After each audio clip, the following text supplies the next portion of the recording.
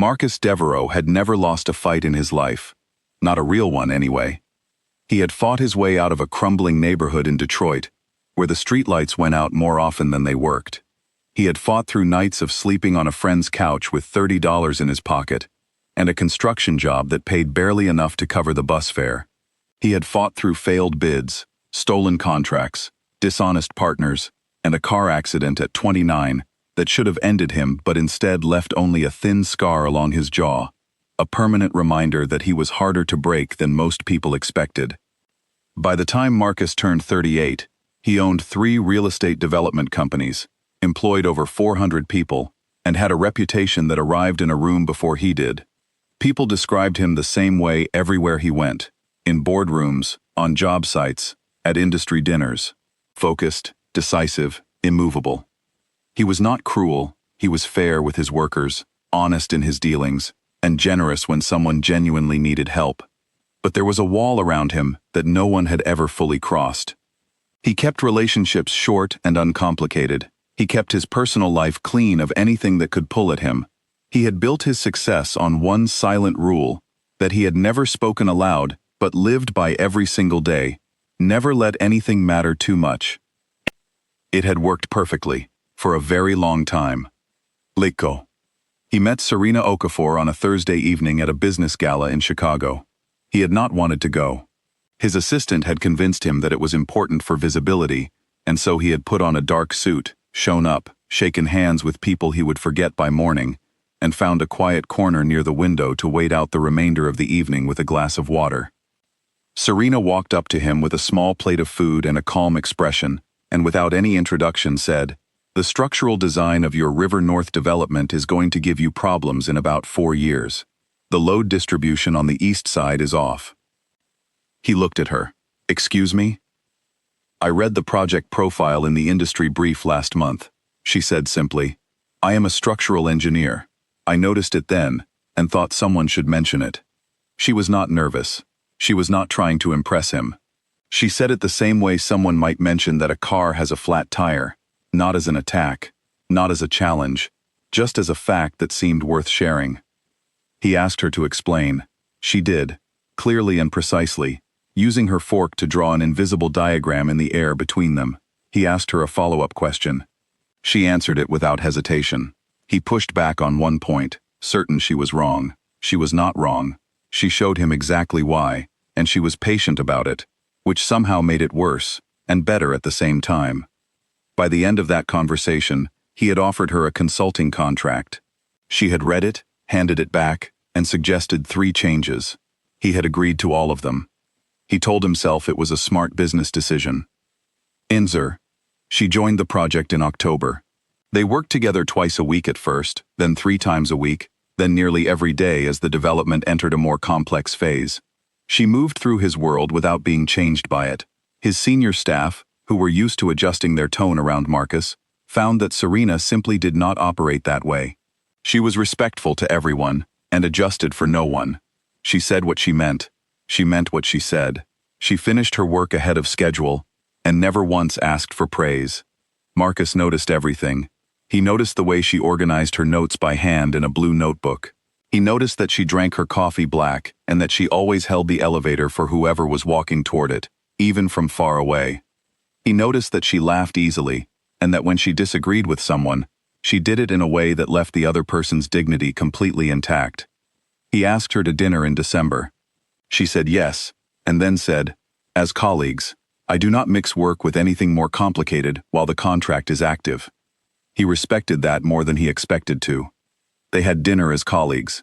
They talked for 3 hours and closed the restaurant without noticing. She told him about growing up in Lagos before her family moved to Maryland. She told him about the professor who had told her that structural engineering was a difficult field for women, and how she had decided that day to become the best in the room wherever she went, not to prove him wrong, but because she realized she had nothing to prove to anyone. She asked Marcus about his work, his team, his vision.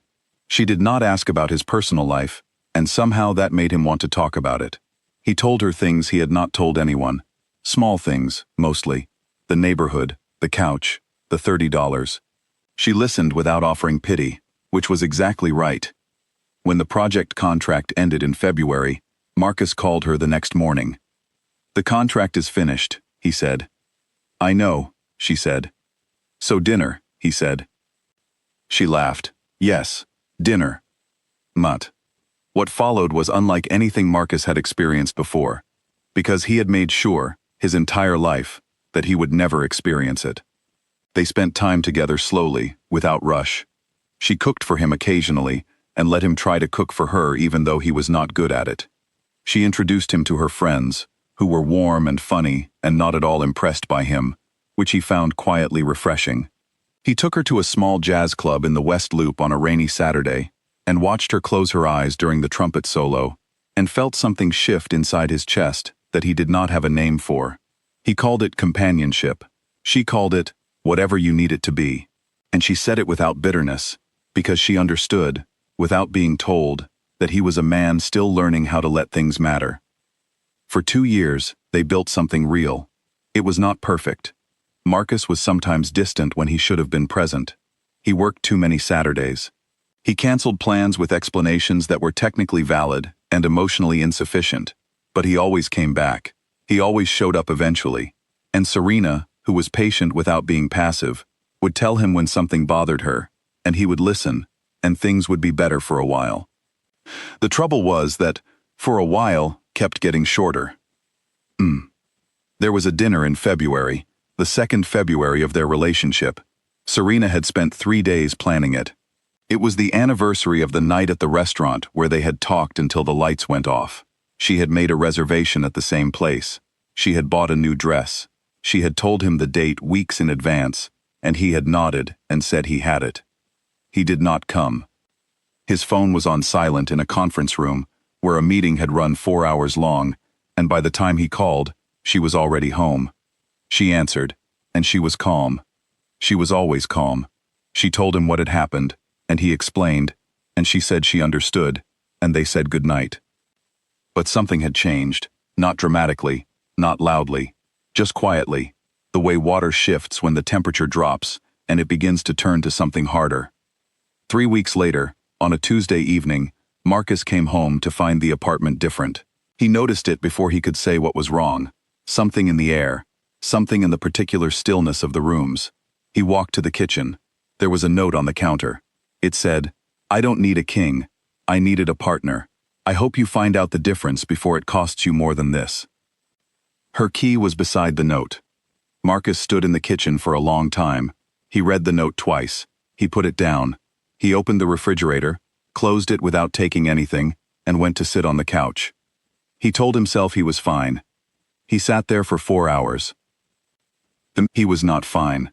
He discovered this slowly, over the following weeks, the way a person discovers a leak. First one small sign, then another, until the damage is impossible to ignore. He could not sleep past 3 in the morning. He sat at his desk in meetings and heard voices without processing words. He drove past her street twice without meaning to, and turned around without stopping. He ate poorly, and worked constantly, and exercised like a man trying to outrun something.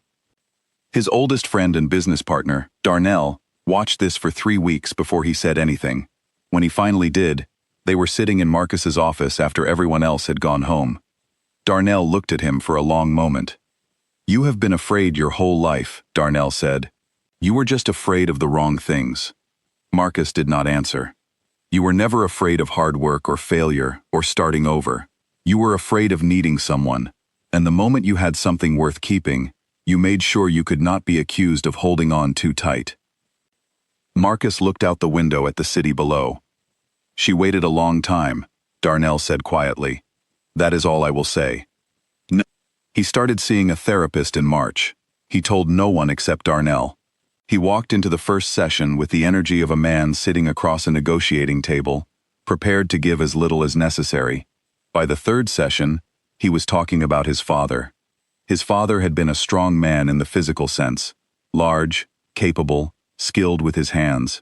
He had also been a man who believed that caring about anything made you soft, and that being soft made you a target. He had taught Marcus, not with words but with every reaction he had ever shown, that emotions were a weakness to be managed, that needing people was the first step toward being hurt by them. Marcus had built a life on that lesson without ever questioning it. The therapist gave him a term: avoidant attachment. She explained it in plain language, without judgment. He went home and sat with it for 2 days. Then he came back and said, "So what do I actually do about it?" That was the moment, he would later say, when something real began. Tune in. He flew to Atlanta in June. Serena had taken a project there, a school renovation in a part of the city that had been underfunded for years. It was exactly the kind of work she chose when she had full control of her schedule. He knew this because he still knew her, even from a distance. He did not call ahead, not because he wanted to surprise her, but because he knew that if he called, he would think too much, and thinking too much was how he had avoided the important things his entire life. He found her at a rooftop cafe in the late afternoon. She was sitting alone, reading, her blue notebook open beside her coffee. She looked up when he was a few steps away. She did not look startled. She looked at him the way she always had, directly, openly, as if she saw more than he usually showed. He sat down across from her. A waiter came, and he ordered a coffee he would barely touch, and then they were alone and quiet, and he looked at her and set down every strategy he had ever used, and just spoke. "I have built things my whole life," he said. "Businesses, structures, a reputation. I know how to build. I do not know how to stay. I learned very early that needing something was the beginning of losing it, so I made sure never to need anything, and I was good at it. I was good at it right up until I met you." She did not speak. She waited. "You were the first person I was ever genuinely afraid of losing. And what I did with that fear was the same thing I did with every other threat I ever faced. I created distance. I made myself unavailable. I kept myself where nothing could reach me." He paused. "It worked, and it cost me the only thing that ever actually mattered." He looked at his hands on the table.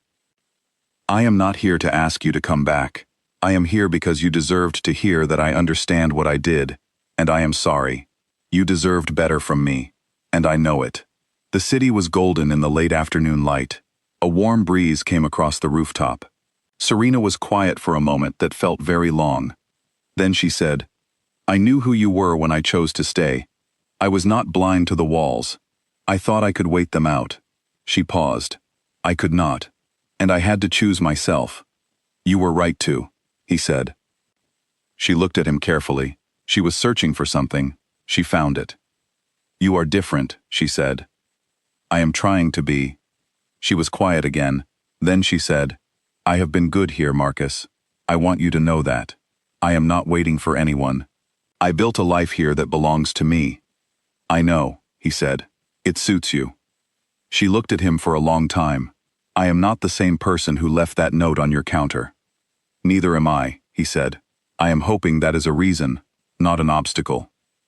She picked up her coffee. She looked out at the city, and then, slowly, she nodded. Not as surrender, not as rescue, but as a woman who had chosen herself first, and was now, with full clarity, choosing to see what else was possible. "We go slowly," she said. "As slowly as you need," he said. "And you see your therapist. Every week. And when you feel yourself pulling away, you say it out loud instead of going quiet. I am learning how." She nodded again.